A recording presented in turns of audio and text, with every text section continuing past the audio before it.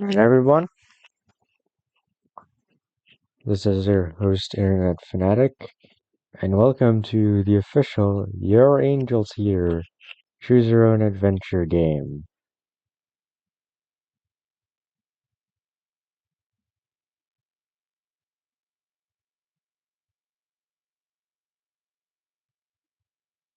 This is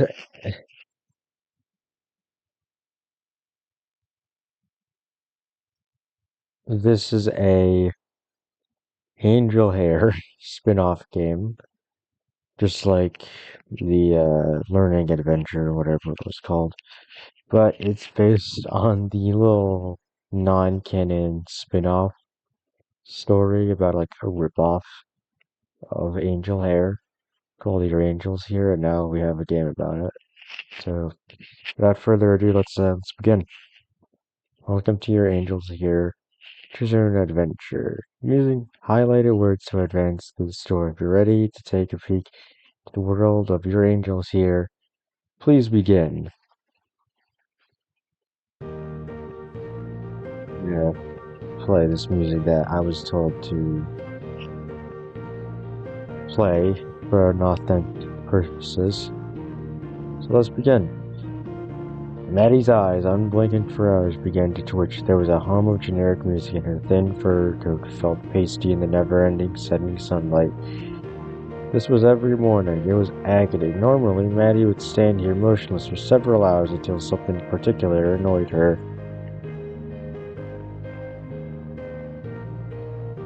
This time, she felt compelled to pick a direction and start walking. There were only two ways to go in her flat little world. Left or right? Which would it be today?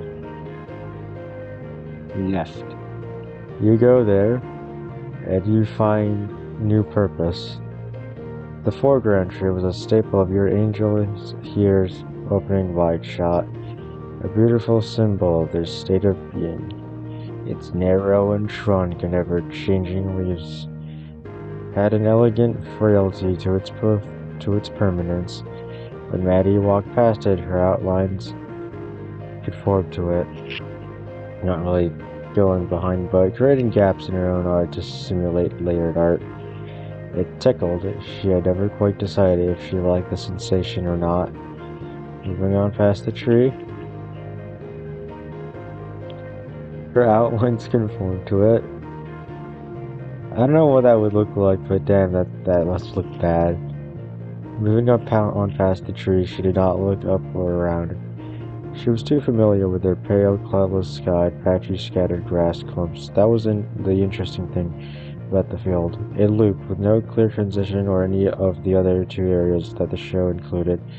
To go to either of those, she just had to will herself to travel. Maybe that was the mood that first struck her. A mood to travel to Zig's cave or waterfall. Let's go to the cave first.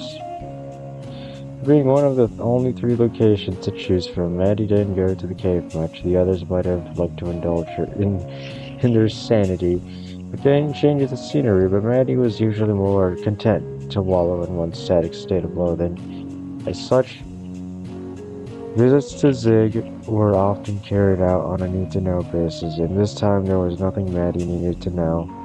Still, she followed her baseless instinct and popped into his cave without much thought.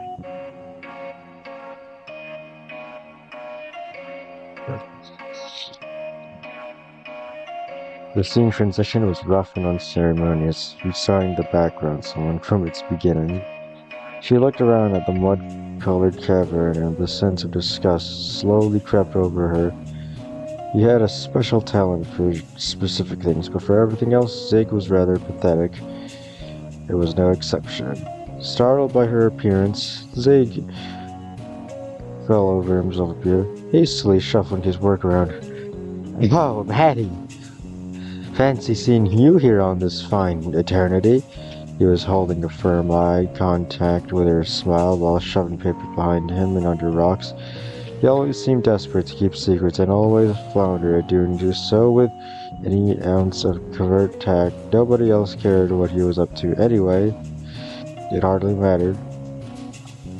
What a little worm you are, huh? She said, rather unprompted, but it just came out. It felt good, though. Maybe this was why she felt like traveling today.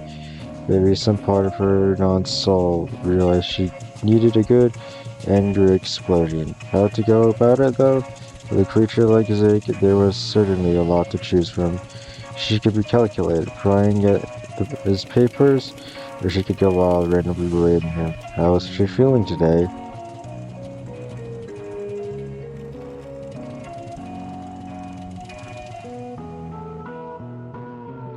Make her berate him. You've got to be the most counterintuitive weirdo impossible, Maddie said. And Zig deflated the out of nowhere job. Counterintuitive? He fairly repeated it. Got all this crazy random info, but you're the creepiest, most psycho about it. You can't just be like a normal smart guy, you gotta be. She pretended around the place. All this? It doesn't always look like this, he hastily defended, collecting up some loose papers in his arms. I was just in the middle of stuff and having cleaning he trailed off, distracted by trying to find proper places for hit notes and musings, but it was no real loss. Neither of them believed what he was saying. Yeah, just the stating that he sighed, newly disappointed in what she was seeing. Heh, hey, you can't put me down like that when you know that what I've got is valuable. Otherwise, you'd never come here. Extremely true, she said, taking a half step back towards the cave, faint in interest. It wasn't actually all the way back. It just felt weirder than the dead-end art. Well, Zig. Okay, well. Zig began nervously scratching his neck and arms, an erratic glow habit that grated Maddie all the more. When you have something you actually want to know, you always know where to find me. I sure do, Maddie said, and realized that there was actually a little part of herself that was feeling oddly better. Right? Nice one. It had been said that comparison is the thief of joy, but sometimes a fresh reminder of the circumstances of others is able to give one a newly revitalized appreciation for the self.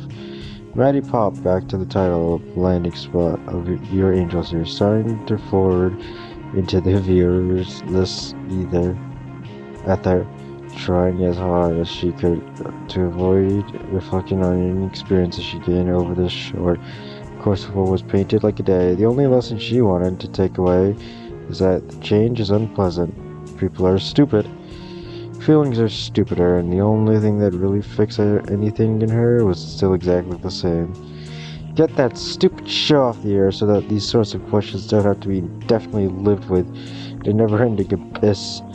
Being alone with one's thoughts, that was the only thing deserving your contemplation. This time Maddie won't forget it. To the end.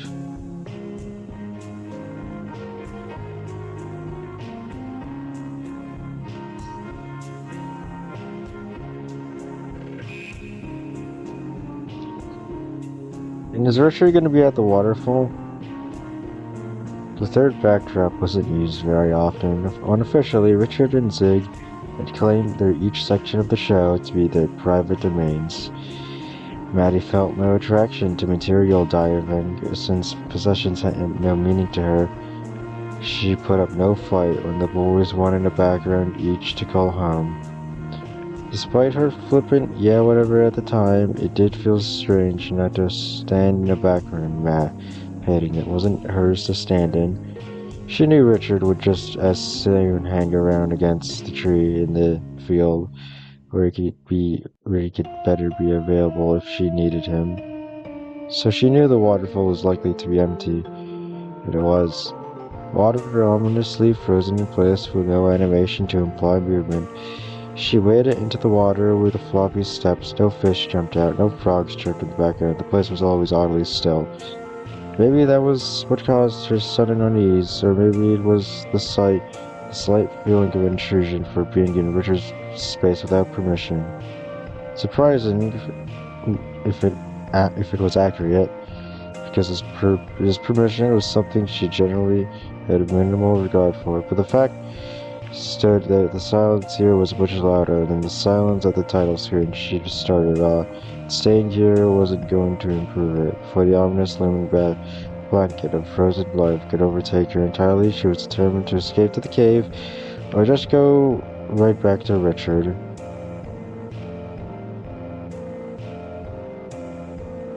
And is this the same? Yeah.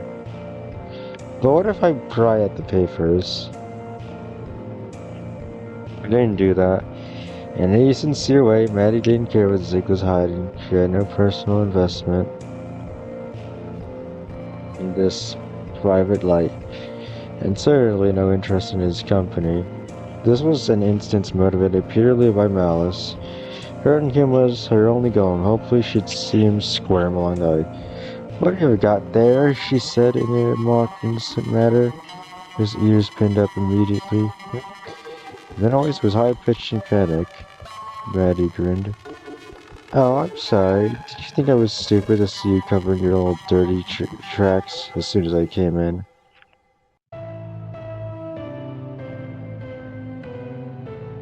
"No, I mean, I don't think you're stupid." He started pulling at his shirt collar, swinging under his rope. "I just also don't necessarily agree with that assertion." "So now I'm stupid and wrong?" Maddie took an aggressive step forward, and despite still being several paces away as their 4:3 screen ratio would allow, Zig nearly fell backwards, trying to keep distance between them. "No, that isn't what I'm saying." He was defensive now, and Maddie knew very well that his defenses were too weak for her. She walked up to him at a steady, cold pace, letting him shake in his stiff, tight posture as she did so, and then in one rugged move, she snatched a paper from under his foot. Zig nearly fell down, but was able to catch himself against the black wall of his cave. It was covered in papers too, though, so he nearly slipped a second time and had to flail in place a bit to keep balance. Maddie had to watch the sad ordeal with an unimpressed flat brow. She flicked the paper to be crisp in her hands. She twitched a bit in reaction to the firm motion, as though scared for the paper's safety in her possession. It gave her the sudden idea to put the paper in danger. That would be more hurtful than mocking. Did she want to just look at it to embarrass? Or should she tear it too right in front of him? Fucking tear it. I didn't do anything in half measures. She didn't simply tear something. She crumpled the paper, which made Zig coil a bit, as though if it were a voodoo doll that pained him in kind. Then she clawed at the ball with her fingernails, which caused a bit of guttural yelp from him. Next, the clawing became a whirlwind that turned the paper into one little mist of shreds. Finally, she began to violently stuff those shreds into her mouth. There was spitting and hissing involved at various points, and the exertion of the frantic activity left her in her hunched, panting stance. Zig was on his knees in a blank disbelief, but he did manage to utter a little "Why?" Her eyes narrowed, twisted into a shrewd expression. She's been confronting various forms of intrusive thoughts all day, from restlessness to kindred inquiry. Questions that grew from stagnation and deeper discontent. Things she knew as symptoms of a pathetic fear of not being in control of their situation. This was how she kept control. This was her sanity. Making sure that her little world went how she wanted and that the other people were forced to share it with her. Never forget it. "Why not?" she spat. "But it doesn't even matter to you," Zig contested, eyes searching the ground for any scraps of paper that may have escaped consumption. "Why even go through the trouble? Why do you care if I—" "Why not?" she held again. The brew was bubbling. "Wait, why not? Why not?" she said. Zig fell silent, catching on. "Why not? Why not?" She made a lap around the cave, tearing things down from the hall. Kicking rocks, she went. Why not? Why not? She gave to her softly in front of Zig, breathing heavily and baring her teeth. He just stood there, staring at the floor. After a beat of silence, he recited her only acceptable answer. "'Cause none of it is real." His tone was resigned but irritated, wishing it didn't have to be such a destructive lesson and with such a little warning. She was back in control, though. No, none of it had mattered. You better not forget it. Absolutely unforgettable and rude. Love that. Maddie.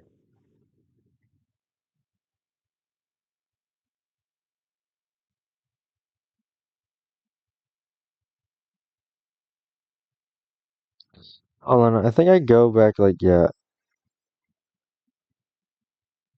Now what happens if we just look? She was here to make him cringe and squirm, not destroy what little remained of his psyche of the Kaya voicemail. She glanced. They could only hear one weak wait from Zig before her eyes met a truly disturbing sight. 5 or 6 little drawings of Zig in different kinds of attire. Some fancy, some ready to wear. Oh no. Few that seemed like they were good for very specific formal occasions. Little notes, colors across socks and hat bands. What materials to use, and even what type of stitching might be preferred. More disturbing, though, were a couple of drawings barely made room for at the edge of the page. Drawings of Maddie and Richard. Drawing to match his yacht, Captain Apparel, coordinating patterns and neckwear. Measurements were scribbled down beside the drawings with notes about which colors best suited their complexions. It was official. Zeke had too much time on his hands for a moment. It was difficult whether to be horrified or impressed. He just made a lot of crazy drawings. You know what? Whatever passes the time, just stuck here anyways. Honestly, I'm impressed. I feel bad for Zig. He's too insane. Well, at least he knows how to draw. At least he draws some comforting photos of the gang. Maddie found herself confused. She didn't understand why he'd bother planning out so thoroughly what they would all wear in situations that their show would never have the capacity for. Wishful daydreaming, imaginings of a past beyond their confines. It was pointless, but Zig, for all his faults, was supposed to be the most informed of all of them. Was there some secret he was keeping, some bit of extra knowledge she could grill him for? Or was it best to tear away these doubts in the drawings both? I'll tear away the doubts. No more half measures. Yeah, I think I read this already. Real?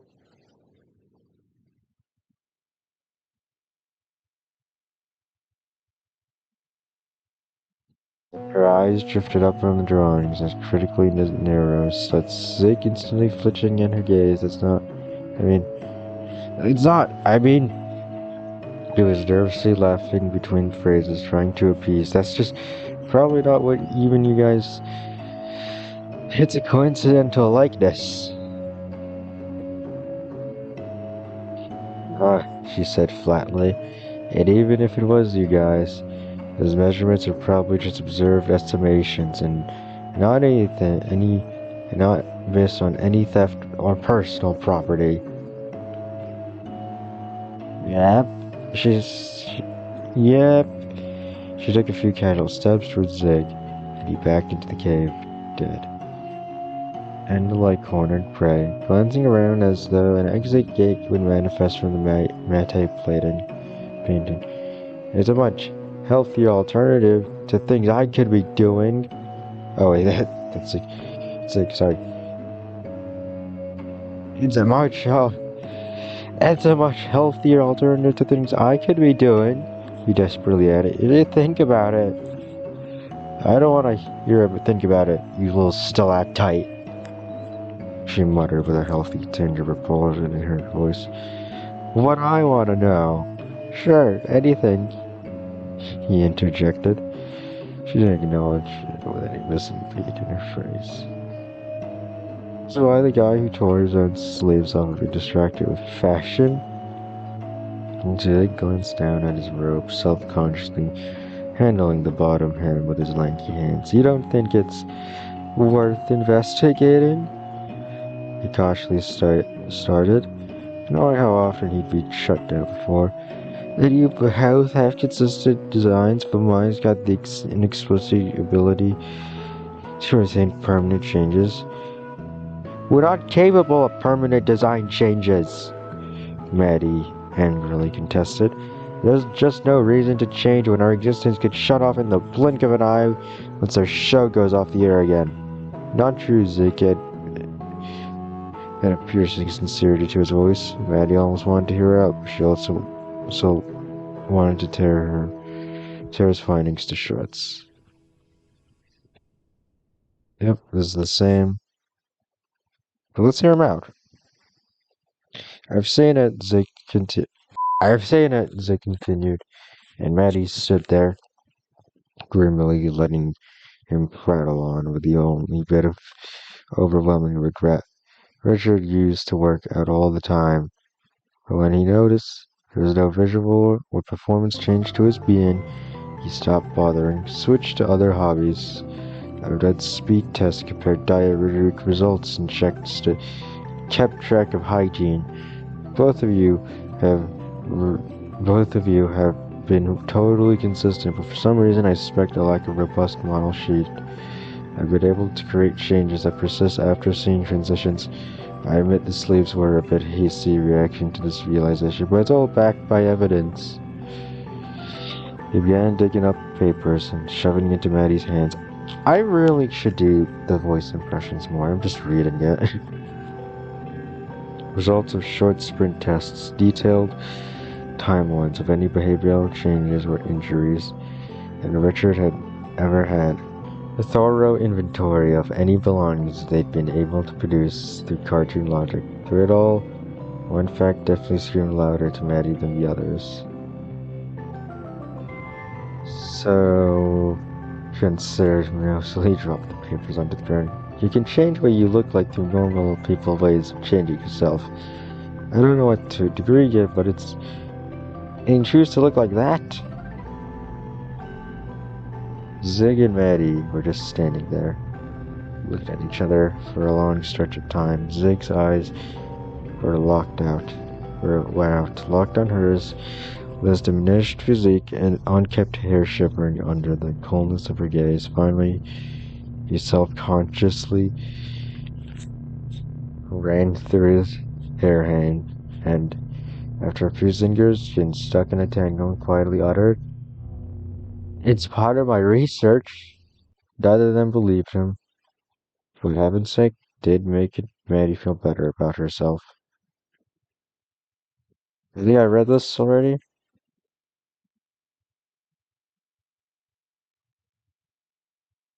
What else is there, huh? I've done all those possibilities. Most of them, Terry is just actually just the same. Right back to Richard. The show's most popular pet, Maddie knew that only a few steps or one motionless slide in the rightward direction would land her next to the tree where Richard liked to sit and think, or whittle, or write, or philosophize, or monologue, or whatever one of his little morale maintenance activities he enjoyed doing. Loser crap, Maddie called it. She wondered what he was toying with today. In one smooth motion accompanied by the usual slide whistle, Maddie approached the tree and Richard glanced up at her in reclined position in the grass. Yeah, he asked, looking back down at it. Yeah, he asked, looking back down at his carving knife and stick, witting again. A loser crap, Maddie instinctively said, and Richard reflexively raised an eyebrow. Yeah, he replied, dignifying her insult with very low response. She'd heard him prioritize pastimes to Zig before, talking about how small goals and product-oriented tasks help create a sense of integral possession, progression, and artificial feelings of purpose. But she wasn't sure she brought into all that crap. She supposed she could ask him about it, or she could just insult him again. That's funny. I'm gonna make sure. Yeah, these go through, but I'm gonna go back. You know what? Yeah, I'll just.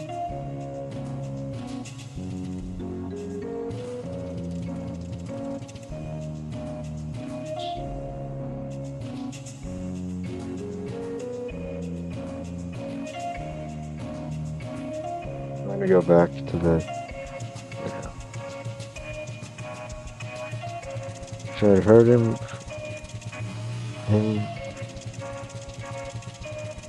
Alright, let's go. Let's make Maddie ask Richard about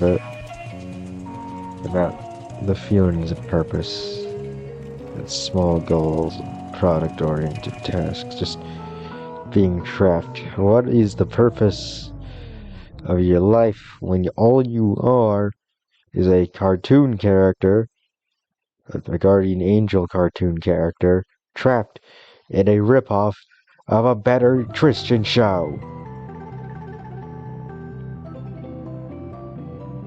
Pastimes, hobbies. In the beginning, Richard used to go on and on about those sorts of things before many concept little limits of huge trained him out of it. She didn't like hearing about all the dumb, useless junk they could fill her tomb. Useless time when she'd rather just think about having their time in. On a day today, though, her curiosity had found a way to fester. What's the point of that anyway? Her tone was still demeaning, but in a less biting way. Huh? Richard actually looked up this time. It was still not fully convinced it was worth getting investigated. The pointy stick? The pointy stick, she said. What's the point of the stick? Is that a joke? I don't get it. Richard's tone was even a bit confused, and Maddie rolled her eyes. I'm asking about the dumb stick. There's nothing to get.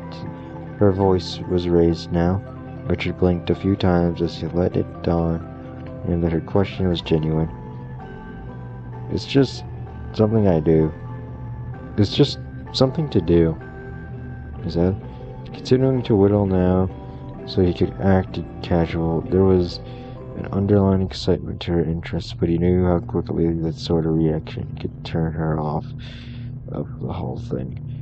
I know we're just painted cells, somehow leeching life off an entity whose existence is beyond our understanding, but that doesn't mean I have to feel like it. Based, Richard. Based. He was always talking about feeling, wanting to feel normal, or feel alive, or feel like a sentient creature with dignity, weird stuff like that. Maddie can indulge him in his philosophy, or now that he was lured into being comfortable, she could hit him with that insult. Was insult. Do you win, Pony, if you cover another 1,000 to a little point? She said dryly, and Richard's eyes flicked up into a cold, forward stare. Who knows? Maybe I will, he answered. Somehow, even though Maddie had set out to insult him, it hurt her that he'd be called back. Her shoulders rose, and her fists tightened. Look at this little heart rate monitor. It's funny. I think we all know you won't, and that's pointless. She's fat, and her instinct to kick something began to grow. And I guess I'm just gonna keep being pointless. You gonna keep being mad about it? Richard was very accustomed now to days when Maddie got up on the wrong side of the matte painting, and it had been a very long time since he'd roll over and take it. His tone was level, his energy low, but through the patience there was a tough wall that wasn't going to back down. Getting cold out, though, made a rush of warm flush into Maddie's face. There were fewer things Maddie hated more with interpersonal emotions, and her gut reaction was to make some example out of exploding. But on the other hand, they could end up being more embarrassed. Maybe instead it was time for her to cave and just indulge his patience. Maybe he'll be rewarded. Let us explode first. Well, apparently anything can happen, she screeched. I can win a pony! Maddie. Richard sighed regarding his attitude. It's fine. Could we just... We'll ride it right back out of here and slaughter our enemies from horseback. I'll blaze the trail of our new horizon. We'll get a brand new matte painting. It'll just be a big statue of all of us on a big dumb horse. By the end, her arms were in the air, having just finished a wild pantomime to demonstrate the sheer scale of the memorialized scene. Richard let out a half-chuckle. Zig hanging off the back. By its stupid tail, duh. By its stupid tail, duh! She skated, letting her arms flop down to her side. A new horse-inspired background art that would be, instead of stable, that'd be a statue of a horse, yeah. With all of us on it. He stated more than asked. Yeah? She dryly answered. It's gonna be a tight fit in a 4:3 ratio, Richard said, and his hands started picking at the bark of the tree he sat against. Peeling up below a wedge of wood, sat carved at the smooth backside. His knife tip made light marks on it, scraping out the form of several shapes. You wouldn't be able to sit up very tall in the saddle if you wanted it to fit. No, just... Maddie sat down to Richard and started aggressively pointed as a little etched draft. Put it farther away in the background. At least they're doing stuff together with the horse. We go with that golden horse statue. Not up close? What for? Are we going to forget what we look like?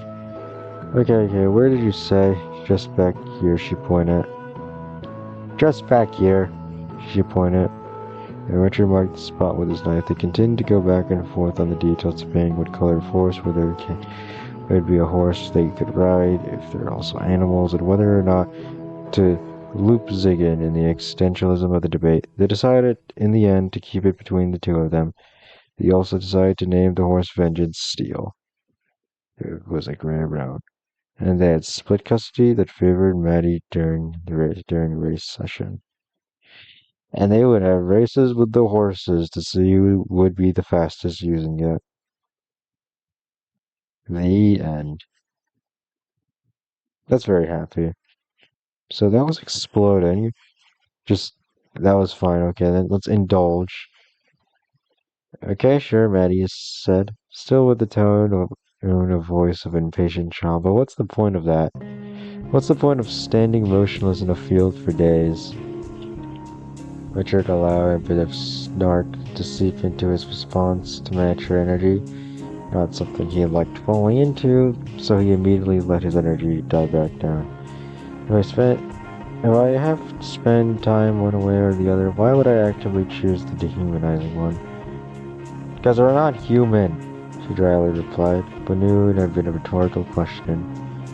You knew it too. I had nothing to say back, so after a momentary silence, she caved and pressed on. But why'd you pick sticks? 1 notch per second, 60 in a minute. 1 hour per stick, infinite sticks from the bush. He growled it off matter of factly. What do you want to gain from keeping track of the time, she said, sitting next to him in the grass. I can't really keep track, not unless I count it without breaks, but it helps me keep the idea of how long a minute is. Keeps me mentally calibrated. He worriedly passed a stick to Maddie, holding his knife out to her by her blade. A silent invitation to try it out for herself. It wasn't often that Richard shared his personal tools, but it was all too often that he tried to get Maddie to play along as one of his mental health schemes. She usually took this opportunity to emotionally panic and flee, but maybe just on the strange impulse of a day, she can join him in feeling a little more alive. Let's panic first.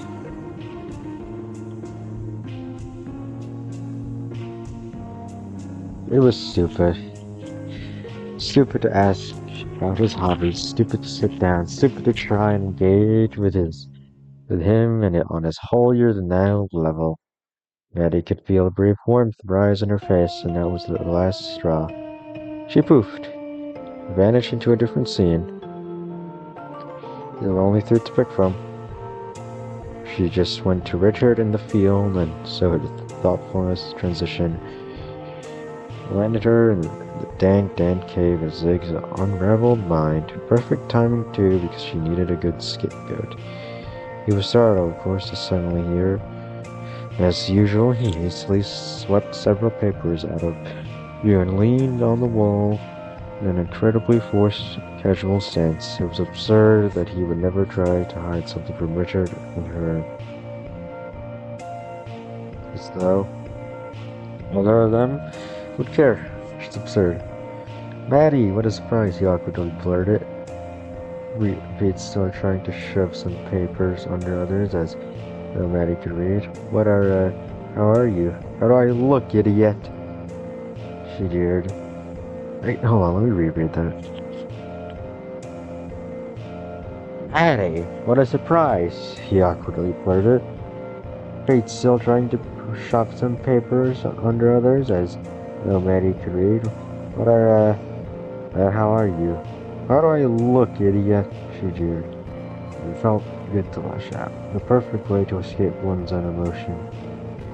Filing a bunch of unrelated ones onto someone else, the catharsis was like a finely crafted tower, built from the base up.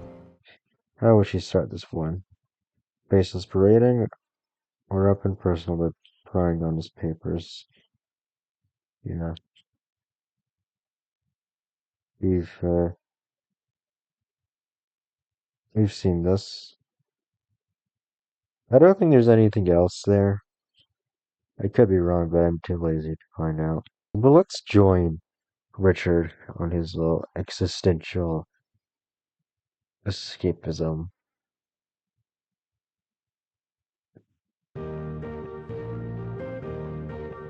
Without saying anything, Maddie took the stick and the knife.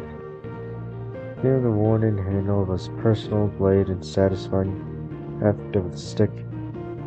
By no means a twig, it took an unhealthy, unskilled chop of a knife with a knife without bending.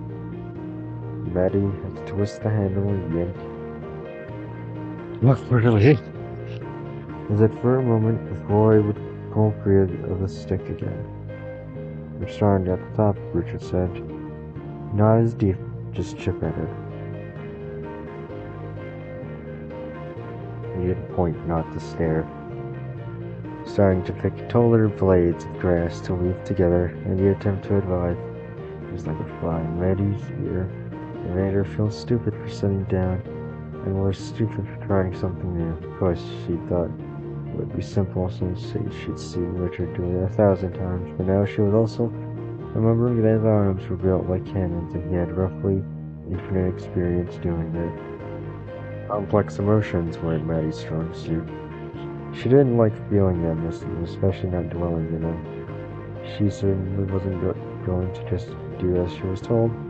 That was patronizing and belittling. Instead, she'd have to get control back somehow. Something brash and big to make it clear what her stance was. But what was her stance? Did she want to prove that she was better than him? One powerful whack to the stick proved that the whole exercise points were stealing the knife and running off. Manny, that's just rude. Just let him play. Just let him carve out sticks with a knife. Just let him. Just let him use sticks to pass the time, please. Whatever. That's whack.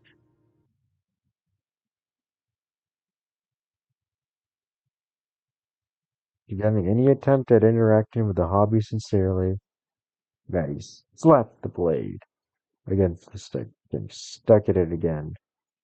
She violently yanked it free, almost swinging it backwards into her ear, then whacked it again. The third hit almost lopped the stick in half. Richard just watched, unsurprised. That really was not gonna tell time, he said, reaching to take his knife back. Maddie pulled it away, whacking the stick with it again. Says who? The clock expert? Maddie mocked. Yeah, he said, says the clock expert. Just sitting on that pile of clocks, she said, and then Richard got quiet. She knew it was a step too far. He'd spent veritable weeks sitting in place, crafting fully functional clocks out of wood, some simple, some intricately carved with engraved pendulums and counterweights, just to have it all disappear as soon as they were off screen. Since then, he'd kept in crafts simpler, sometimes making something more elaborate just to keep his skills sharp, but never making something that he wasn't willing to lose. Looking over at him, a little hesitantly, she saw him staring forward with rigid eyes. He was surprised that he let it hurt him. She started feeling stupid again, but this time she was scared to make the same blunt approach. She was close to a panic, but maybe she could just feel worse. Panic? Yep, Sam. As always, never change Maddie, but please, just accept the fact that you are a ripoff. That you could perhaps pass the time and be friends with Richard and Zig and just do better. Hopefully one day you'll find the real Angel here and get help from her. You didn't have to break it. You didn't really have to break Richard for just carving out sticks. You deserve to feel worse. Sometimes the lesson isn't how better to communicate or how to navigate awkward situations. Sometimes the lesson is that you were an idiot for trying. Abruptly returning to the title screen where she had first been standing, Maddie took up her usual spot at the screen left, staring forward. A warmth was creeping its way under the skin of her surface and made her eyes feel thick. And she didn't want to breathe, but she just stood her ground, refused to budge. She didn't even really need to breathe. There was no idle animation that would indicate any kind of passive functions. She could just exist as a freeze frame, staring back at the abyss, a part of her desperate as a magical solution to stare back. All of the loathing and pity threatened her, though that wasn't new. It had come up countless times before. She had developed a surefire way of dealing with it. A real scrap of embarrassment, or shame, or awkwardness, or regret. All of it was that other show's fault for existing. Don't blame it on the show. They don't even know you exist. For making Maddie exist, anything bad to ever happen to her was its fault. And any negative feelings can redirect flawlessly toward that one entity. Again, you're blaming. You're envious of someone else just existing. This isn't your fault. You exist to be a ripoff. It is your fault though. For fucking for for just being an awful person towards Richard. They could sticks and stuff. You deserve to feel worse for just messing up his habit of carving sticks. For making Randy exist, anything bad to happen, yeah. Once it was gone, that would fix everything. So as she stood there, listless with the same 2-minute song looping in the background without end, she thought of nothing else again. Let's just steal the knife, though. It was a strange reaction. She wasn't quite sure why she did it, but Maddie, knife in hand, popped away to a different background, or rather popped to the other side of the field background where she was alone for about 2 seconds before Richard popped up beside her. Maddie, he said. He just held out his hand. He didn't scold or shout, just held out his hand for the knife. Was it patronizing or forgiving, after completely failing to see any value in whittling how Richard did? And he wasn't sure if her point had been successfully made. She wasn't sure if she felt better or worse. Well,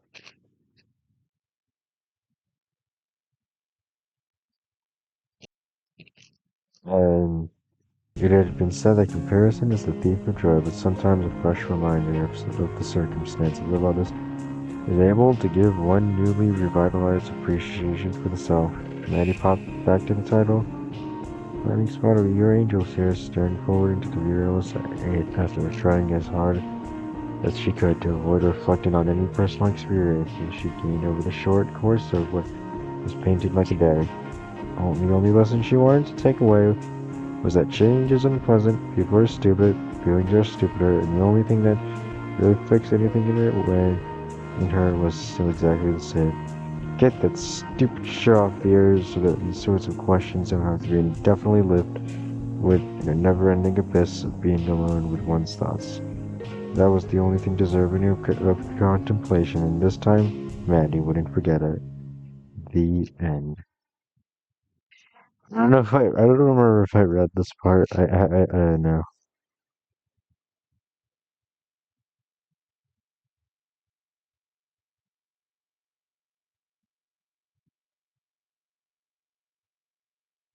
Just in case. Pastimes, hobbies. In the beginning, Richard used to go on and on about these sorts of things. Maddie's constant belittling and subterfuge trained him out of it.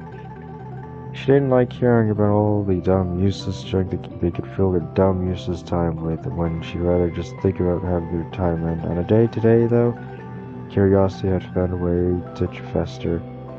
What's the point of that anyway? Her tone was still demeaning, but in a less biting way. Huh? Richard actually looked up this time. Though still not fully convinced it was worth getting invested in you. The pointy stick, she said. What's the point of the stick? Is that is that a joke? I don't get it. Richard's tone was even but confused. Old Maddie rolled her eyes. I'm asking about the dumb stick. There's nothing to get. Her voice was raised now. Richard blinked 3 times as he let it dawn on her that her question was genuine.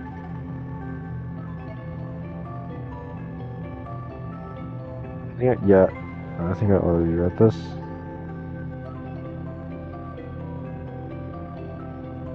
Maybe it's just something to do, he said, continuing to whittle how now so he could act casual. There was an underlying excitement to her interest,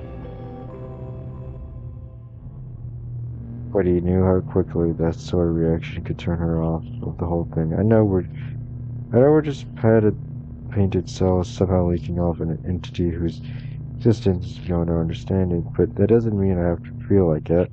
Yeah, I already said you heard that. What happens if she kept walking though? Past the tree was a seam. Past the seam was a few feet of grass on the other side of Richard's tree. She didn't spend a lot of time back there regularly, but it was a bit more claustrophobic, and it was usually occupied. There were cozier places to try and be alone, better places to try and win company. The little itch was still in her mind, though. The travel itch. Was it a matter of quantity or quality? Should she divide to the cave waterfall or just keep walking? Keep walking. Maddie continued left past the tree. Richard was whittling, but he didn't look up until she was already past him. Before she knew it, Maddie had returned to her original place in the scene, next to the foreground tree, but now it was now even more restless than before. The background sun was almost halfway through its repeating loop, but here she stood, time passing and ground travel. Exactly where she stood, a small pulse began to creep into her brain and form a headache. Pressure ran through her head, and a directionless frustration started to form. Frustration at what though? Was she going the wrong way, or she backtracked right, or she had not gone far enough yet? Maddie started to run. She sped past the tree, left Richard again. Holy shit. Oh, this is taking too long. She sped past the tree, left Richard again, didn't hesitate to breeze past the title shot. She kept going. By her fourth time passing Richard, he tried to speak to her, but she only heard the unrelenting pounding in her head. It was like a needle against her skin. But why? Was she too still? Too fast? What did it want from her? She leapt to all fours and streaked over the grass even faster. Was she running from something? Was the silence in that first moment just too oppressive and she felt it coming? Running just before it began its attack, was she letting one of those stupid moral emotions, like fear or dread, get too close that her body knew better than to sit there and let them overtake her again? Was she running to something that's some yapper? Papery, the music caused some deep-set panic. The butterflies in a quiet urge had suddenly grew into a rapid sprint to their she was now maintaining. No, Betty let herself crash to the ground right by the foreground tree, face flat against the grass. This felt worse. And yeah, I think that's like all of your angels here. Choose your own adventure game. I didn't really expect this to just be me reading, but yeah. Um and I don't know what else to say. Go watch the Angels Your Angels Here web series. Well, spin-off of the Angel Hair web series. I think you'll enjoy it. Yeah, it was weirdly it tasted a bit existential, is all I have to say. I think feeling better after talking to Richard with carving sticks is the best route in the game. Yeah, that's all I have to say. I've been your host, Internet Fanatic, and I'll see you next time. Your angels here. Who's that angel? Who's that angel? Where's that angel? Where's that angel? That's no angel, that's no angel. Here's your angel, here's your angel. Where's your angel? Where's your angel? There's your angel, there's your angel. That's no angel, that's no angel.